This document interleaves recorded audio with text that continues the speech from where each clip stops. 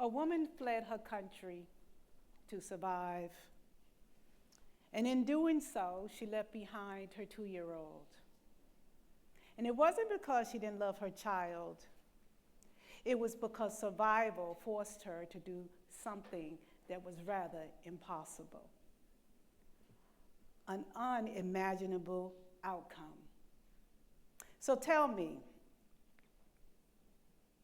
what algorithm can prepare you for that?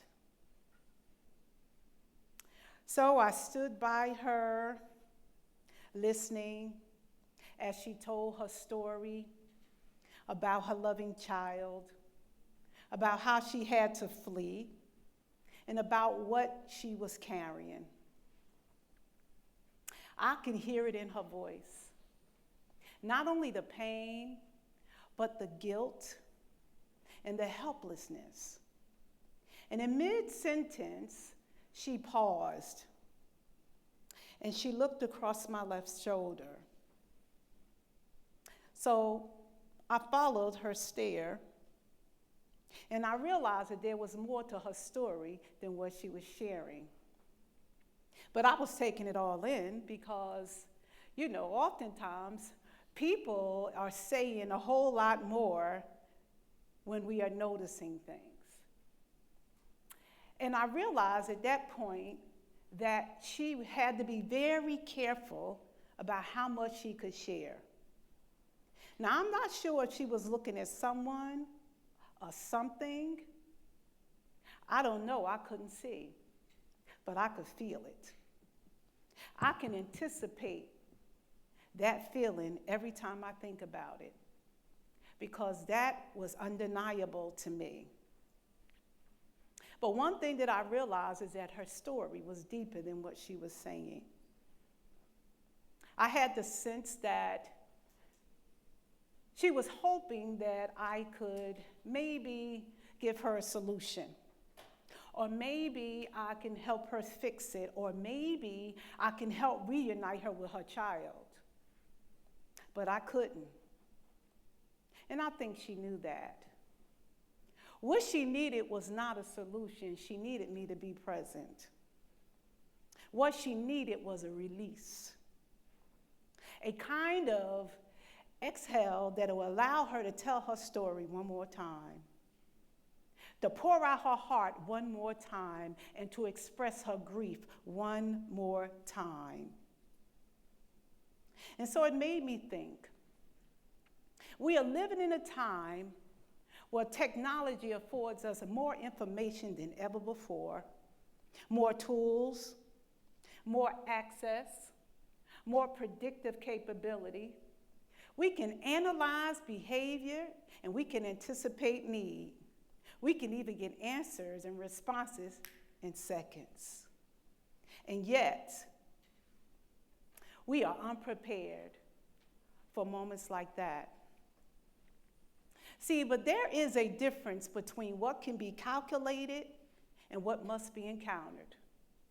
And we should never confuse the two, because that's where illusion creeps in. With the rise of technology, we are taught to believe that if we have more data, we can understand people. And if we build better systems, we can help them better. And if we increase intelligence, outcomes will improve. But in community, heart to heart, face to face, in different settings, be it education, business, government, or healthcare, that's not what we're seeing. We are still struggling to respond to real human need. Now, the woman that I mentioned in my opening, I met her while conducting surveys in one of our communities during the Maternal Child Health Project with the John S. Watson Institute for Urban Policy and Research. I thought I was ready. That was my job, to go in and to connect with community and gather the information. But I was not prepared for her conversation. You see, we map out strategy and we set out our plans.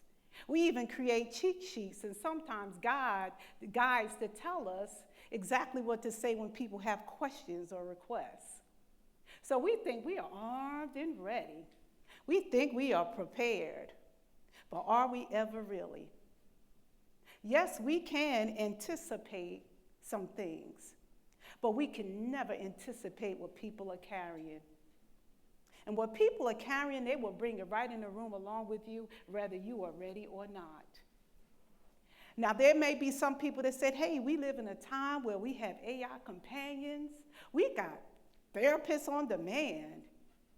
People can be reached 3 o'clock in the morning when there's no one available. And information can be accessed in 47 or more languages. People will say they can get the help. See, but that's what creates the subtle shift in the error in our thinking. See, because we believe just because that we are able to automate things, that we can actually make that kind of difference. That's actually what we believe. But the truth of the matter is, it can't. The truth of the matter is, it will actually put us in a position where we will have illusion creeping in. See, because with the rise of technology, we are taught to believe, again, that if we had more, that we can actually get more. See, but I don't want anybody to believe that I'm pounding and I'm coming down on technology, because I love technology. Technology is my thing. So I don't want anybody to think, again, that perhaps that experience is new to me, because that's community engagement. And community engagement is what I do. As a matter of fact, I think it's part of my DNA. But I was not ready for her. And we have a tendency to not be ready for those moments that we think that we can prepare for. Because, hey, at the snap of the finger, at the tap of a keyboard, we can get the answers that we need. And again, I don't want anybody to think I'm coming down on technology. Technology is great. But no matter how far in advance that we get in technology, we need to always remember our place and never forget the value we hold as human beings. As I think back to the moment, standing there, listening to the woman tell her story, although I couldn't help her with her situation, I was able to do something that mattered. I was able to be there. I was able to be present. I was able to acknowledge her. And I was able to sit with her in her emotional reality. I can feel her. You feel me? I could feel her. And I was able, as a human being, able to provide her a safe space. Because that's the difference between us and between what can be unplugged. See, because we can never be unplugged. But technology, it can be unplugged. Again, I'm not coming down on technology. I just want us to remember the powerful people that we are.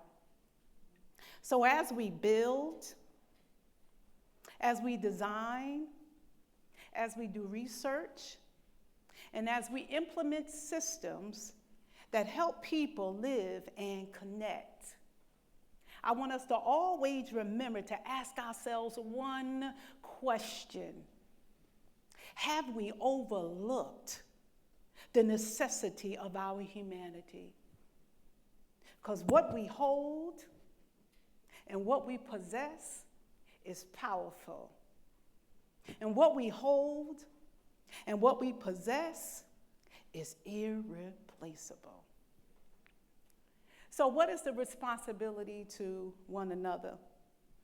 The responsibility is to know that as technology increases, the need to support one another increases as well. Because automation will give us the false sense that it can meet a need. But that's reserved for us. So what does that mean?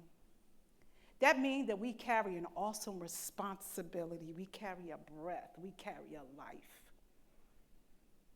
And that responsibility is to hear, it's to see, and it's to feel. And that will forever remain with us. So one thing that I want you to remember as I near the end of my talk is that you can't automate compassion. My name is Lauren Rouse, your community engagement partner, and thank you for listening to my TEDx talk.